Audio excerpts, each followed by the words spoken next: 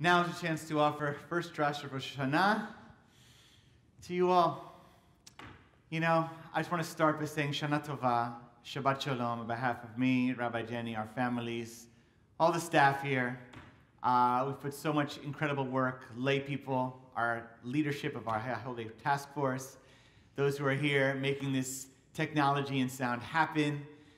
We are so grateful to everyone who has helped make this happen. But bottom line, we miss you. We miss you pretty badly. I actually thought maybe we need like a laugh track or something to hear some of your laughter because, I try and crack a couple jokes. I know they don't always land, but I try to crack a couple jokes and, to hear your voices. So I expect Jenny to laugh louder. Okay, I expect more laughing from Jenny. Hopefully she'll add in. All right, so what do I want to say tonight? Tonight I want to say is that when I was a kid, there was a TV show, and I tried to Google around and find that show. So I think it was The Gong Show, but I'm not sure what show it was. But it was a show where in the middle of the show, the host would at some point say, it's like a joke, it was like a slapstick kind of comedic joke, and some of you might remember this. If it rings a bell later, you'll email me and tell me what the actual show was. And he would say, "Makeup!" And all of a sudden, some, studio hands, whatever, come running out with these huge, brushes or, fuzzy things of makeup with enormous amount of powder and, smash it onto him, and it would be so much. He'd be coughing and whatever. And the joke, was, if you got it, it was funny as a kid, was that, this person was obsessed with makeup and being on TV and, too much makeup, and the makeup was irrelevant. Now, I thought of that slapstick joke about makeup and, this desire for makeup, but it's really a joke about makeup, in light of what we're doing here. All of this is very TV screen oriented. We've been leading services for a while through the screen and through the live stream. But as you'll notice here, we've upped our game big time. I have Rahmanis now and all those newscasters and broadcasters. I once was talking to a broadcaster in our community who was telling me, HDTV, it's great for the person at home, but, the people up leading the experience, they got to be careful there's no smudges on their face or nothing messed up because you can see everything in high detail. So I don't want to exaggerate it. I didn't go get extra things done just for here at Rosh Hashanah.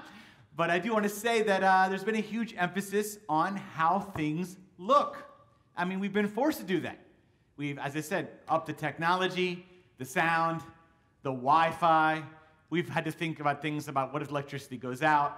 I mean, every aspect of the Zoom to the YouTube change, all this has been done technologically to make the experience better for the viewer, primarily you, the davener at home as a viewer.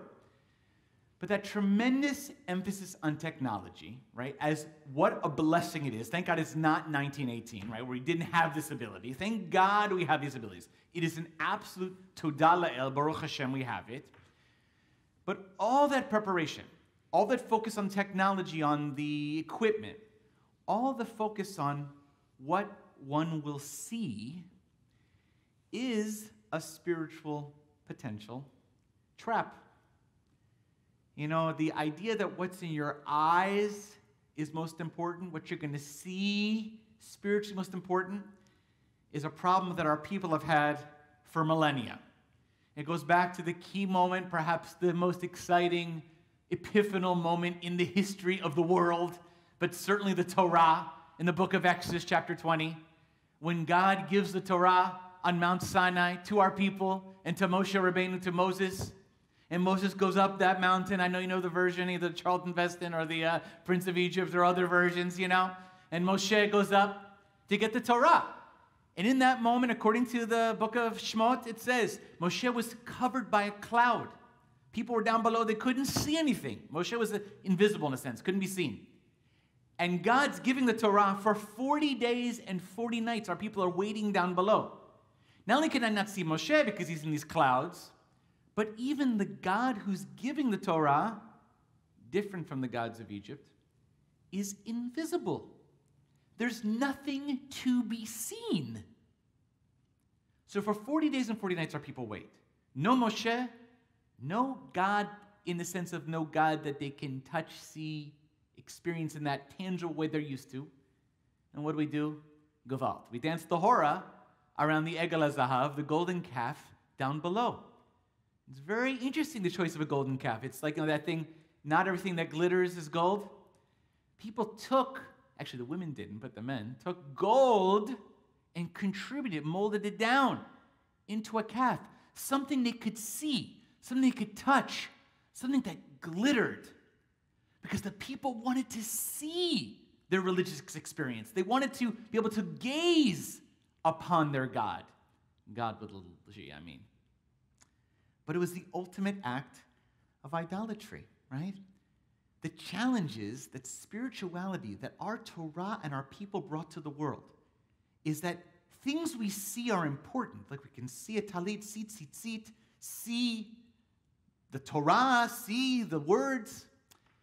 But the most important things are beyond what we can see. In fact, my favorite lines in the Talmud from Masechet Tanit, the Tractate Tanit says, bracha, blessing is contained, blessing cannot be contained, it cannot be seen by the eye. Blessing is in everything, but blessing can never be seen by the eye. What does that mean?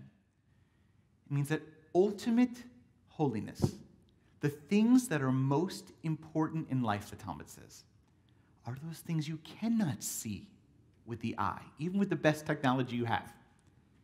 You cannot see the love in one's heart that a parent has for a child, or a person for a spouse, or a person for a friend. You can't see it. You can see expressions, but you can't see what's inside the heart. You can't see regret or remorse when we feel badly for something we've done wrong in this past year. You can't see it. You can't see the pain that a person feels when a loved one has died this past year. And it feels like you can, they're so close, but you actually can't see them anymore. You can see pictures of them. You can see things that remind you of them. But you actually can't see that feeling inside of the heart. So blessing can be contained in many things, but not in the eyes, the Talmud says to say. Don't be tricked. The most precious things, like kavanah in prayer, the depth of one's intention when they pray, that can never be seen. That's beyond sight. It's something that's invisible, but it's more real than we could ever imagine. What's my take home? Let's be careful. This Rosh Hashanah and throughout the whole holiday season, Chagim season, we put a lot of time, I'm grateful for it, into what you're going to see, what you're going to hear, what you're going to experience through the screen. And we're proud of it. And it's important. It's really important, especially this year. But let's not forget that the most important work is not going to happen on the screen or even what you see from us. It's going to happen in what's inside your heart, inside your soul. This year, you're going to have to pray with even more heart. This year, when it's come time to chant something, I know it might seem silly to sit in your living room or sit out there in front of a screen. Do it. Pray it. Pray it with all your heart, because that's the point of this holiday season anyway. And in the course of this, I hate to say it, kind of hurry, it shouldn't happen, but in all likelihood, there may be some technical difficulties. Maybe the Wi-Fi is going to go out. Maybe the sound will be messed up. Who knows? Maybe there's going to be an electrical storm. God forbid. Something may happen with what you see. Ultimately, that's not what's important. What's important is where bracha is held. It's in the things that the eye can never see. It's what's in your heart. So on this Rosh Hashanah, as we daven together throughout this season, I invite us to be very, very careful not to turn the technology into a golden calf. The technology is just a vehicle to Mount Sinai. The biggest, most important things, including our connection with God, is actually invisible. But that doesn't mean it's not real. It just means it requires of us even more energy, even more passion, even more kavanah. I promise you, we'll bring it as best we can. And on you, I know you too on the other side of that screen, you can bring your love and your passion and your spiritual intention, and together we will make these holidays holy, like we've done for thousands and thousands of years.